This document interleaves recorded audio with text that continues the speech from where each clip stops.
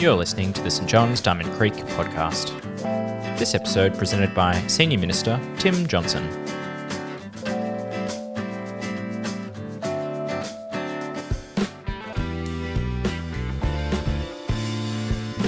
Hi, I'm Emma Simmons. I'm one of St John's mission partners, and today I'm bringing the Bible reading from Job 30, from verse 1 right up to the end of the chapter.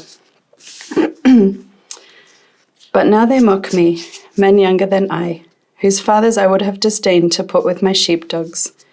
Of what use was the strength of their hands to me, since their vigour had gone from them? Haggard from want and hunger, they roamed the parched land, in desolate wastelands at night. In the brush they gathered salt herbs, and their food was the root of the broom bush. They were banished from human society, shouted at as if they were thieves. They were forced to live in the dry stream beds, among the rocks and holes in the ground. They brayed among the bushes and huddled in the undergrowth. A base and nameless brood, they were driven out of the land. And now these young men mock me in song. I have become a byword among them. They detest me and keep their distance. They do not hesitate to spit in my face. Now that God has unstrung my bow and afflicted me, they throw off restraint in my presence. On my right the tribe attacks. They lay snares for my feet. They build their siege ramps against me. They break up my road. They succeed in destroying me. No one can help him, they say. They advance as though through a gaping breach. Amid the ruins they come rolling in. Terrors overwhelm me. My dignity is driven away as by the wind. My safety vanishes like a cloud. And now my life ebbs away. Days of suffering grip me. Night pierces my bones. My gnawing pains never rest. In his great power, God becomes like clothing to me. He binds me like the neck of my garment. He throws me into the mud, and I am reduced to dust and ashes. I cry out to you, God, but you do not answer. I stand up, but you merely look at me. You turn on me ruthlessly. With the might of your hand you attack me. You snatch me up and drive me before the wind.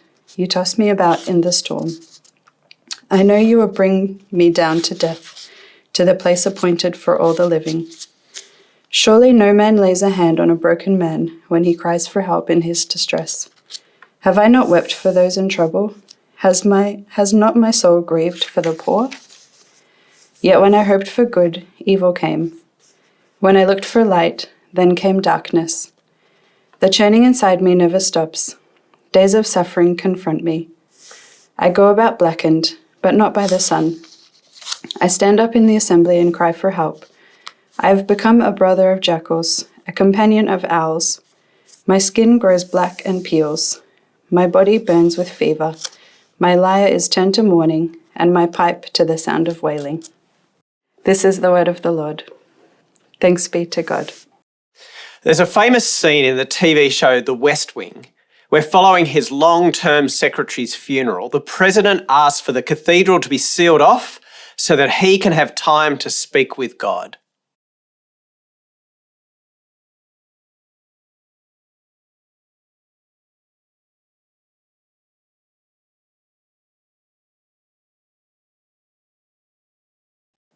He continues to express his anger to God, finishing in Latin words that translate as, "Thank you, Lord. Am I to believe these things from a righteous God, a just God, a wise God? To hell with your punishments. I was your servant, your messenger on the earth. I did my duty. To hell with your punishments, and to hell with you." Now, how does hearing someone talk to God like that make you feel? Are you allowed to pray to God like that? Even in the midst of great tragedy and crisis, is this a legitimate way to express yourself to a holy and righteous God? Is this the moment when the US president loses his faith in God? Or is this an expression of faith in the midst of tragedy? We see a similar scene in the book of Job. as this godly and righteous man cries out to God in the midst of his pain and trauma. What do we make of his robust interaction with God? Is this a model for us? Is this a crisis of faith or a legitimate expression of faith? Could you pray to God like this? Job has plenty to say throughout this book. From chapters 3 to chapter 31, Job makes numerous speeches. He complains about the situation he's in. He interacts with his friends. Whenever they make a speech, he responds. And even when the friends run out of things to say, Job keeps going. Job's last speech is in chapters 29 to 31. So in chapter 29, he looks back on the good life, how life used to be for him.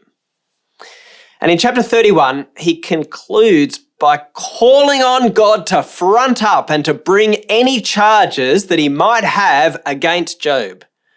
Job wants a face-to-face meeting with God to sort it all out. But I want to focus particularly today on chapter 30, which was read to us earlier. This chapter is what's called a lament. It's a passionate expression of grief and sorrow directed at God. Laments are most commonly found in the book of Psalms, but they're also scattered at other points in the Bible. Laments often have three elements: they, I, and you. They refers to the enemies who are attacking or mocking the person. I refers to the person's predicament, how they're feeling and what they're experiencing. And you is a direct address to God, calling on him for help, asking him how this situation has come about. Now, all three of these elements are found in what Job says here. So in verses 1 to 15, Job focuses on the they. He speaks about his enemies, the people who mock and attack him. Verse 1. But now they mock me, men younger than I, whose fathers I would have disdained to put with my sheepdogs. Right, here are these young guys who've got no right to boast. Job was far more important than their fathers, he says. But he's fallen so far that now they make fun of him. In verses 2 to 8, Job points out just how low life these men are. They're basically like animals foraging for food, the outcasts of society who are driven out of town. But what do? Again, in verse 9. And now these young men mock me in song. I've become a byword among them. They detest me and keep their distance. They do not hesitate to spit in my face. Job has fallen so far from his lofty and prestigious position that the sons of nobodies are making up mocking songs about him and spitting in his face. Mockery is an awful thing. Perhaps you've experienced it yourself at school or at work because of your faith. But Job experiences even more than just mockery. In verses 12 to 15, Job speaks in terms of active attack. He's like a city that's under siege. So he feels the threat and the mockery of his enemies. And he lifts up his voice loudly and passionately to complain about the way that they are treating him. And yet he knows that the real reason that this is happening is not because of the enemies themselves, but because of God. So in verse 11, Job says, now that God has unstrung my bow and afflicted me, they throw off restraint in my presence. Job knows that these men would have been powerless to act, except for the fact that God has brought him down. The Hebrew in this verse literally reads that God has loosed my cord. So it could refer to a bow, as we have in our Bibles. Job's powerless to do anything about their attacks. Or the cord could refer to a tent cord, that God's slashed his guy rope so that his world has collapsed around him. Or the cord could refer to a cord holding up a pair of pants, like a belt, that God's dacked him. He's left him embarrassed and vulnerable with his pants around his ankles. And this brings us to the second part of the lament, the you. Where in verses 16 to 23, Job turns his attention to God. And this is really the heart of what Job is saying. Firstly, he blames God for bringing his present circumstances about. We've already seen that back in verse 11. God has loosed his cord. But it's spelled out further here. He feels like God is choking him like a garment, verse 18. God's thrown him in the mud, verse 19. God's reduced him to dust and ashes, verse 19. God is using his might to attack him, verse 21. God's tossing him about in a storm, verse 22. God's intent on bringing him down to death, verse 23. There's no holding back. There's no, bottling it all up inside here. Job is letting it all out without a filter. He's telling God exactly how he feels. You did this to me. You are doing this to me. Why, God, are you allowing this to happen? But there's also another complaint here too, in verse 20. I cry out to you, God, but you do not answer. I stand up, but you merely look at me. Job complains that God is giving him the silent treatment. Not only has God brought him to this point, but when he wants to confront God about it, God won't answer him. He knows that God can hear him, but God won't reply. So Job's standing there waiting for an audience, but God merely looks at him. He feels abandoned by God, who's done this to him, and who now refuses to speak to him. So Job is left desperate and alone. And in the last part of this lament, he really focuses on the I, what has happened to him and how he feels. Verses 26 and 27 give us a good sense of it. Yet when I hoped for good, evil came. When I looked for light, then came darkness. The churning inside me never stops. Days of suffering confront me. It's a powerful, heart-wrenching cry. It's not dressed up in respectable language or niceties of polite speech. This is raw and real. It's a heartfelt cry of pain. The question for us is this sort of lament, is this sort of cry to God and confronting him legitimate for us? I suspect that for some of us, the thought of speaking to God like this would be completely out of the question.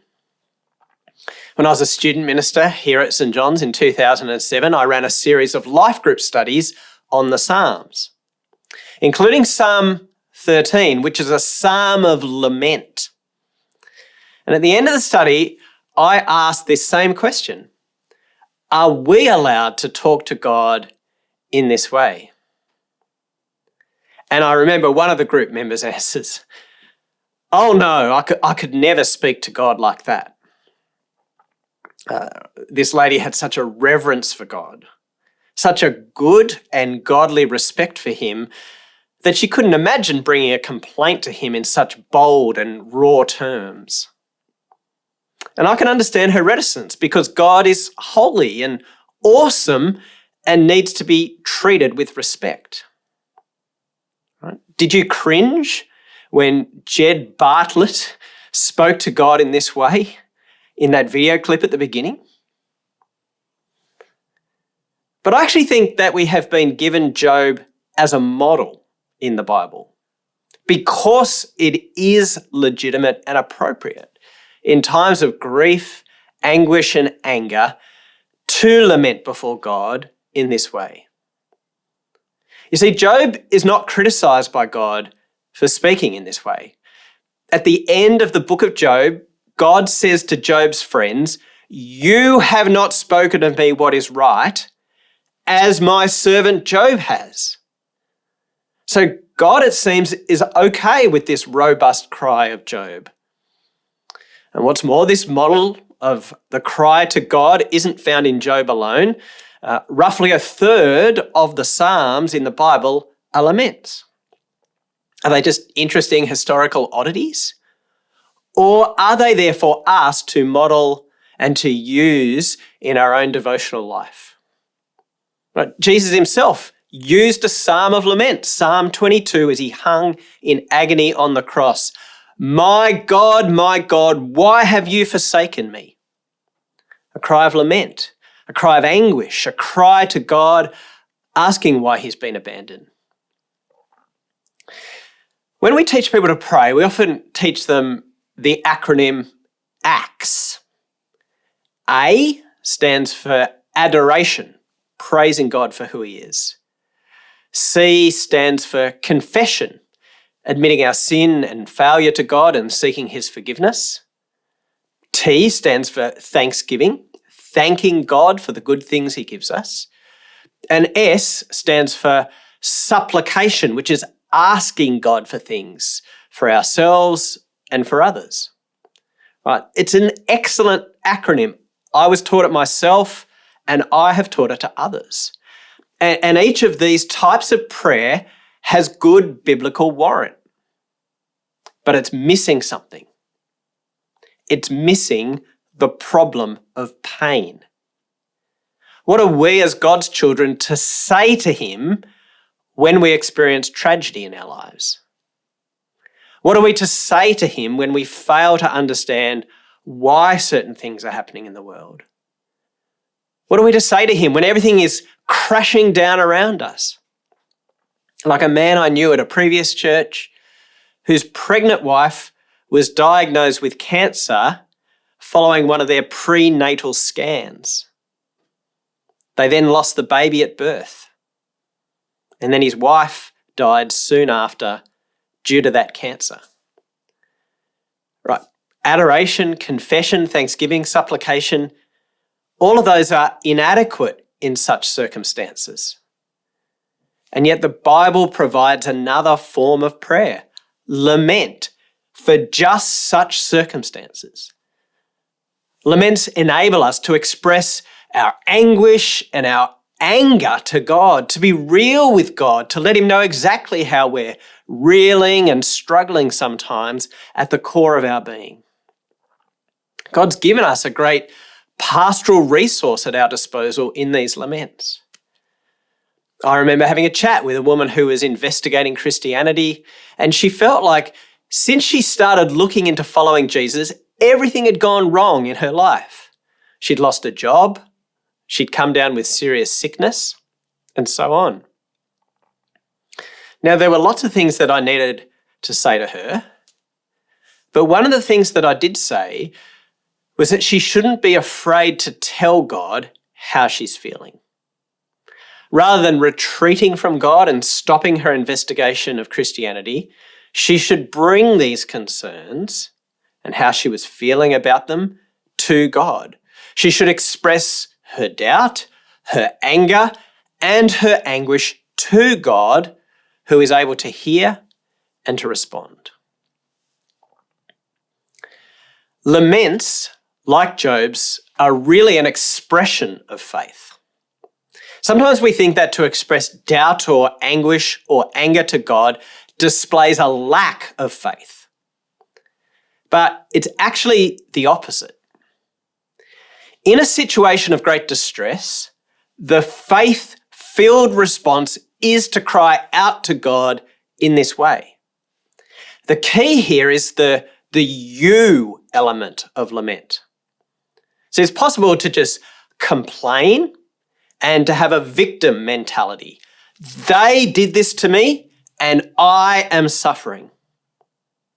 Well, lament has the they and the I, but it also includes the you. It's a turning to God. It's a bringing it to God.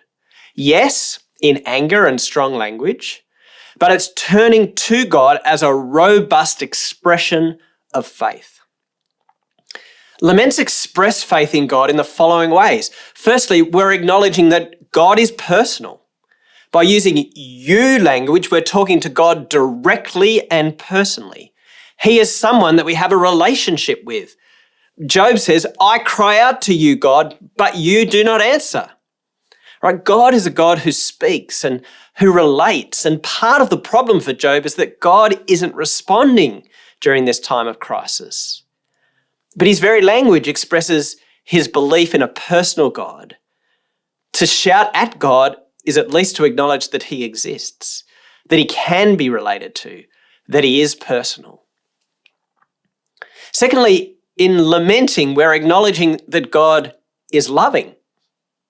Right? If we believed in a callous or a disinterested God, then we wouldn't lament. Part of the distress and anguish for us in the midst of suffering is that we know that God cares about us and this world. So when we face terrible tragedies, it seems that there's a disconnect between who God is and what we're currently experiencing. So we bring this to God in the language of lament. How can this be happening, God? I know that you care about me. I know that you love me. So why is this happening? Sometimes we save our worst behavior and our strongest language for the people closest to us. Kids do this all the time, right? They work hard to behave at school and to do the right thing, and then they lose the plot when they get home. Actually, adults aren't much different. So why do we do this? Well, partly because we know that we're safe at home, that we're accepted and loved, and if we let it loose, then it won't change the fact that our parents will love us. God is a loving Heavenly Father who accepts us as his children by grace through Jesus. We have a safe and secure relationship. And that enables us to be real and honest with him. And lastly, we lament because we believe in the sovereignty of God. If we didn't believe that God was in control of this world, then there'd be no point in lamenting. Why express your anger or your anguish to a God who's got no control over anything anyway? But it's the very fact that God can do something about it that encourages us to lift our voices to him. He can fix it.